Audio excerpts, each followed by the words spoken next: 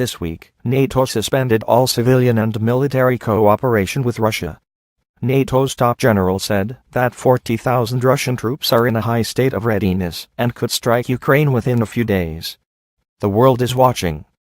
Will Vladimir Putin take territory from Ukraine again? Before Putin annexed Crimea on March 18, not too many observers thought that he was seriously going to grab a piece of Ukraine. Maybe it's just another political game for him, all talks, and nothing more. Leonid Volkov.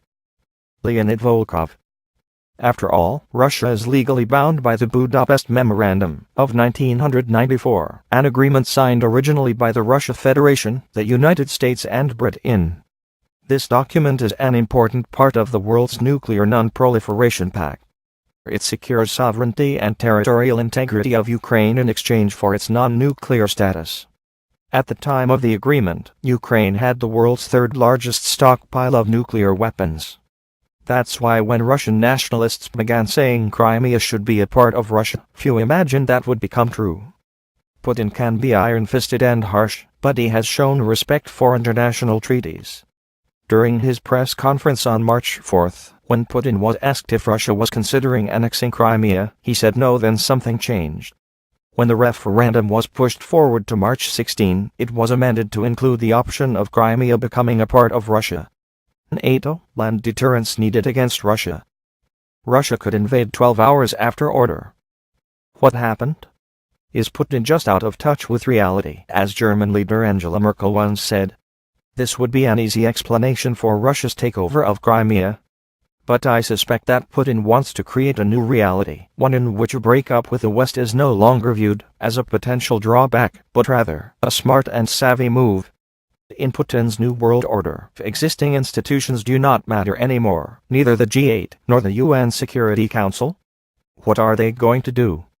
Suspending Russia from G8 membership isn't going to scare Putin.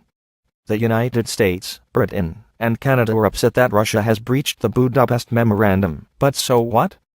Putin's approval rating has increased, his political oppositions are split, and many Russians support the return of Crimea. Russia has more territory now, and there's been no significant side effect. Moreover, Putin wants more control over the Russian elite and their money. Back in 2003, the wealthiest of the Russian oligarchs, Mikhail Khodorkovsky, was suddenly arrested and served over 10 years in prison, mostly because he was aggressively sponsoring different opposition parties and planning to run for president. Putin, who himself became president of Russia partly because of heavy contributions from oligarchs in his first presidential campaign, knows that the only thing that can defeat him is huge money. So he spent the last decade turning himself into a very rich man and making sure that he owns more resources than any potential competitor. Being an oligarch in Russia is great as long as you don't get involved with politics. The regulations are strict and the transactions are traceable.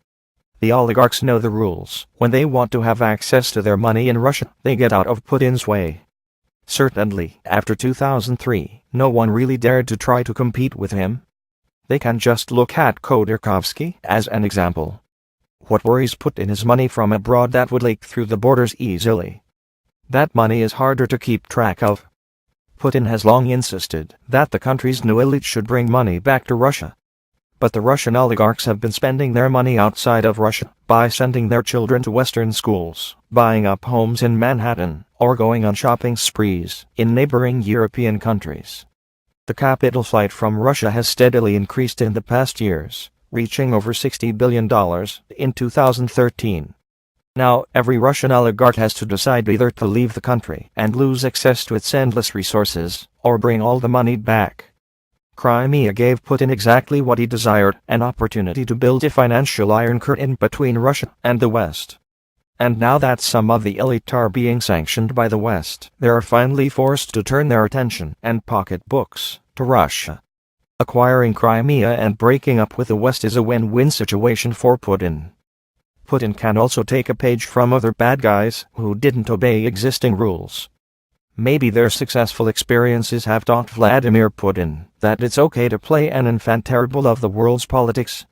Just look at Fidel Castro, Kim Jong-un, and even Bashar al-Assad. They are all doing quite well, aren't they? Putin is playing by his own rules. What could the modern world do against a dictator with nuclear weapons and vast approval within his own country? Not much.